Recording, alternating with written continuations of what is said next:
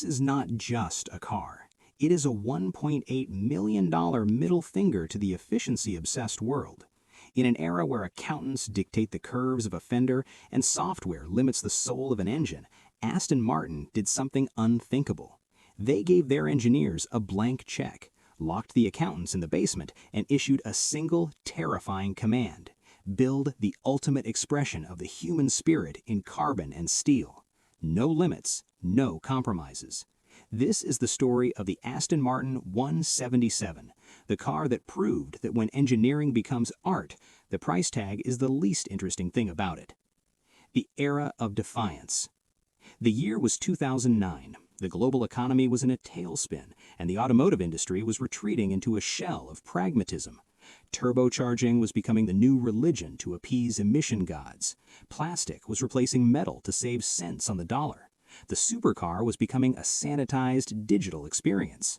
But inside a secret facility in Gayton, England, a small group of rebels was looking backward to move forward. They weren't looking at spreadsheets, they were looking at the lineage of the great Le Mans racers and the bespoke coach builders of the 1930s. They realized that luxury had lost its way. It had become a badge you bought rather than a feeling you felt. To fix this, they needed more than just a fast car. They needed a masterpiece that would stand for a century. But why 77? Why not 100? Why not 50? The answer lies in a psychological threshold that almost destroyed the project before it began. The sculpture, the carbon fiber revolution. To understand the 177, you have to look under its skin. Most cars are built on an assembly line. This car was born in a clean room. At its heart lies a full carbon fiber monocoque. Now, carbon fiber is common today, but the 177's chassis is different. It wasn't just made of carbon, it was sculpted. Every single layer of carbon weave was hand-laid by engineers who treated the material like a high-end silk. The result was a structure so stiff, so incredibly light, and so visually stunning that it felt like a crime to cover it with body panels. When you see the naked chassis of a 177, you aren't looking at a car part, you are looking at a billion-dollar skeleton. It is a singular, seamless piece of engineering that provides the rigidity of a diamond. Most luxury cars use soft-touch plastics. In the 177, if something looks like metal, it is solid billet aluminum. If it looks like leather, it is the highest grade of Bridge of Weir hide, hand-stitched by a person whose only job for a week was that single seat.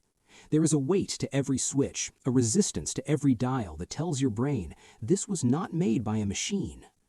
The beating heart. The 7.3-liter Cosworth V12. But for a sculpture needs a pulse, and for the 177, the pulse was a 7.3-liter naturally aspirated V12. In 2009, the world was moving to four-cylinder hybrids. Aston Martin went the other way. They took their existing V12 and sent it to the wizards at Cosworth. They didn't just tune it, they rebuilt it from the molecules up. They reduced its weight by 25% while increasing the displacement. The result was 750 horsepower. No turbos, no superchargers, just raw, atmospheric pressure and the most beautiful mechanical scream ever recorded by a microphone.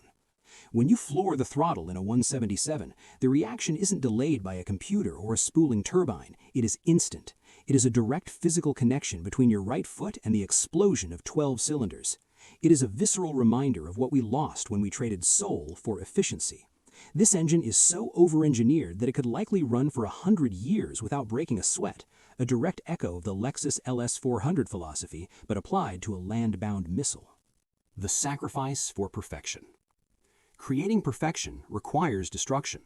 To certify the 177 for global sales, Aston Martin had to do something that made their board of directors weep.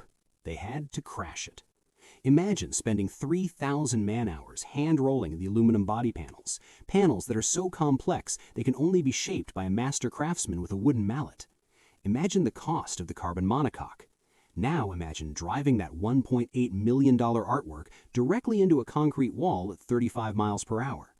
They didn't just do it once, they did it repeatedly. They destroyed millions of dollars in prototypes to ensure that the 177 wasn't just a garage queen, but a real functioning vehicle.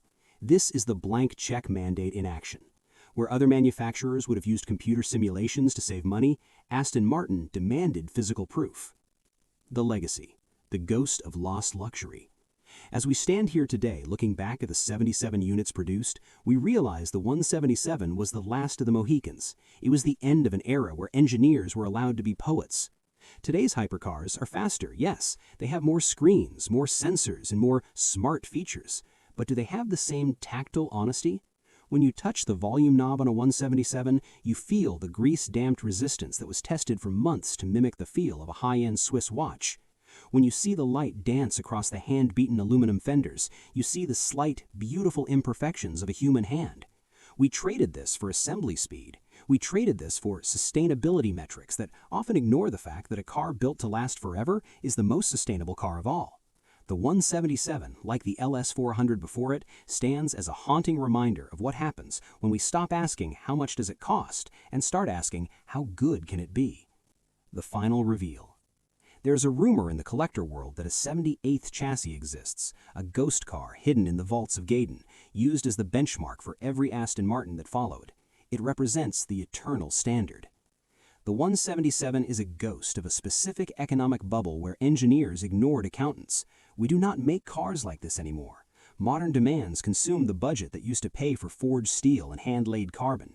It remains a reminder of a brief moment when the goal was perfection rather than profit. If you believe that cars should still have a soul, if you miss the era of the blank check engineers, then you are not alone. Hit the subscribe button to join a community that values craftsmanship over convenience. Comment below, if you had $1 billion, would you buy a modern digital hypercar, or would you hunt down one of the 77? The world has moved on, but the artifact remains. And for those who know where to look, the 177 is still screaming at 7,500 RPM, defying the accountants one gear at a time.